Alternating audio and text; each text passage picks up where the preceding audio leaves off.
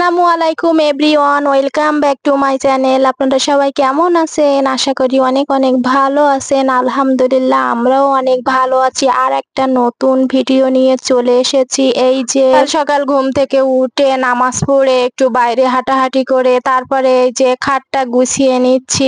এরপরে রান্না করতে যাব। তো প্রথম কাজ হচ্ছে এই তো এটা গুছিয়ে নিলাম আর কি। সকাল উঠলে দেখা যায় সকালের কাজগুলো খুব তাড়াতাড়ি হয়ে যায়, আর দেখা যায় যে যেদিন অনেক দেরি হয়ে যায় উঠতে, যে 8টা বেজে যায় 9টা বেজে যায়, সেদিন কোনো কাজই দ্রুত শেষ হয় না। তো এই যে আমি সুন্দর করে সব খাটটাট গুছিয়ে নিলাম। জন্য সকাল সকাল ওটাই ভালো, সকালে উঠলে সব গোছানো থাকে।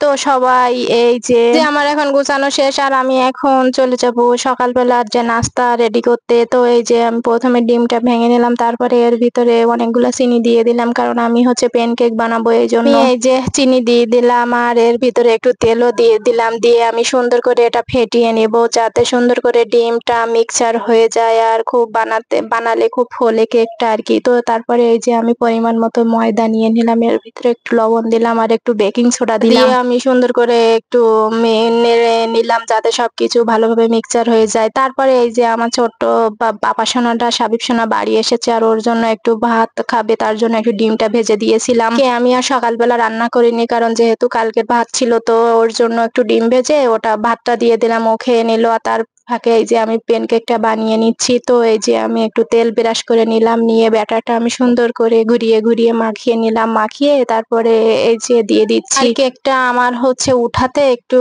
মানে উঠতে চাচ্ছিল না, তো উঠাতে আমার একটু দেরি হয়েছিল, যার কারণে তলায় একটু পুড়ে মতো গেছে, মানে কালো কালো একটা ভাব এসেছে, কিন্তু টেস্টটা অনেক ভালো হয়েছিল খেতে। এই যে আর এটা এখন আমি উল্টিয়ে নিচ্ছি। যাই হোক, এটা পিছন থেকে একটু পুড়ে গেছে, কি আর করা যাবে, খেতে কিন্তু অনেক ভালো হয়েছিল। আর এই যে তারপরে আমি আবার একটু বানিয়ে নিলাম, এই যে তারপরে এটাও হয়ে গিয়েছিল, কিন্তু এগুলো আর পুড়িনি, যেহেতু প্রথমবার পুড়ে গিয়েছিল। আর তোরা পুড়িনি, কারণ একবার বানালে কোনো জিনিসের একটা আইডিয়া হয়ে যায়। তো আমি এটাও বানিয়ে নিচ্ছি, আর এটা খেতে কিন্তু খুব ভালো হয়েছিল। আর এভাবে মাঝে মাঝে বানালে বাচ্চারা খেতে অনেক পছন্দ করে। তো আমি এই যে এটাও উল্টে নিচ্ছি, এটাও বানানো হয়ে গেল।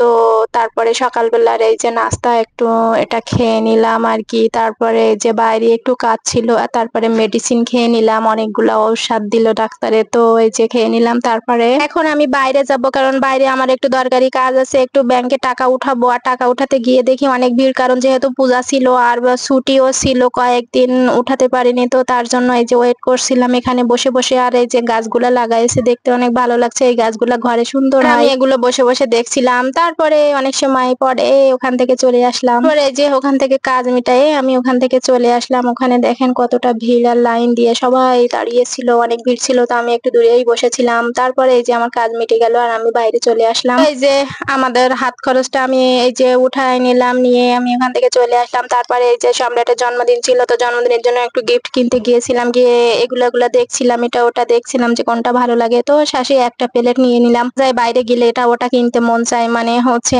প্রয়োজন না হলেও দেখা যায় যে হচ্ছে ভালো লাগলে কিনতে মন চায়। তো এই যে এই গামলাগুলো দেখছিলাম নেওয়া যায় কিনা, এটা প্রত্যেকটা জিনিস অনেক সুন্দর ছিল। বাবুই পাখির বাসাটা সত্যি অনেক কিউট, খুব ভালো লাগছিল।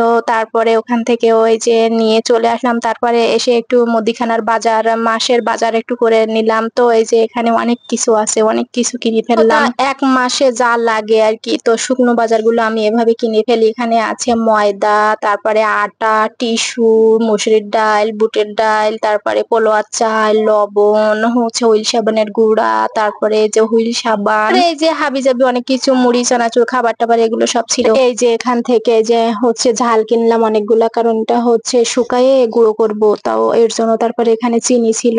আর এই যে আমি 30টা ডিমও কিনে ফেললাম। প্রতি মাসে আমি ওরকম সব একসাথে কিনে ফেলি, তাহলে দেখা যায় যে একটু একটু করে দোকানে যাওয়া লাগে না বা কেনা লাগে না। তো এখানে বিট লবণও আছে, কারণ লেবু শরবত বানাতে গেলে বিট লবণ লাগে। তো এগুলো সবকিছু আর কি কিনে ফেললাম। তারপরে সেগুলো নিয়ে এসে সবকিছু আমি গুছিয়ে ফেললাম, চানাচুর, চিনি এগুলো সব এতে কৌটায় ঢেলে নিলাম। এসে আমি আগে প্রথমে প্রথমে ভাতটা রান্না করতে দিলাম, তারপরে যে সবকিছু ভরে তারপরে যে ভাত রান্না করা হয়ে গেছে আর আমি এখানে গোশটা রান্না করে নিচ্ছি। তো প্রথমে এই যে পেঁয়াজটা দিয়ে দিলাম আর পেঁয়াজটা আমি ভালো করে ভেজে সুন্দর করে ভেজে নিলাম। আর এই যে এখন আমি সব গোশগুলো দিয়ে রান্না করে নেব সুন্দর করে। কি আজকে অনেকগুলা কাজ ছিল আর কি, তো কাজ করতে করতে এই যে দেরি হয়ে গেল। সবকিছু সব মশলা দিয়ে আমি রান্না করে নিচ্ছি। লবণ, হলুদ, পেঁয়াজ বাটা, আদা বাটা, রসুন বাটা সব মশলা এখানে দিয়ে কষিয়ে নিচ্ছি সুন্দর করে, যাতে খেতে অনেক মজা হয়। এই লাইফস্টাইল ব্লগ শেয়ার করি আর কি। তো হচ্ছে প্রতিটা ভিডিওতে যদি আমার ভিডিওগুলো আপনাদের অনেক ভালো লাগে তাহলে আপনারা